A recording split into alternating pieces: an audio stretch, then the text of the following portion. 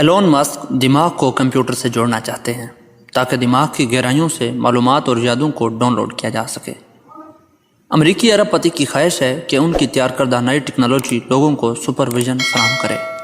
مسک نے 2020 میں اپنی نیورو ٹیکنالوجی کمپنی نیورولانک کی تیار کردہ دماغی امپلانٹس کے ممکنہ استعمال کی وضاحت کرتے ہوئے کہا کہ مستقبل عجیب ہونے والا ہے۔ پچھلے 7 سالوں سے یہ کمپنی ایک کمپیوٹر چپ تیار کر رہی ہے جسے دماغ میں لگانے کے لیے ڈیزائن کیا گیا ہے، جہاں یہ ہزاروں نیورونز کی سرگرمی پر نظر رکھتی ہے، جسے باضابطہ طور پر ایک برین کمپیوٹر انٹرفیس BIC سمجھا جاتا ہے۔ ایک چھوٹی سی پروب پر مشتمل ہے جس میں 3000 سے زیادہ الیکٹروڈ ہیں جو انسانی بالوں سے بھی پتلے اور لچکدار تاروں سے منسلک ہوتے ہیں۔ چپ کو 1999 میں science fiction film the matrix میں دکھایا گیا تھا۔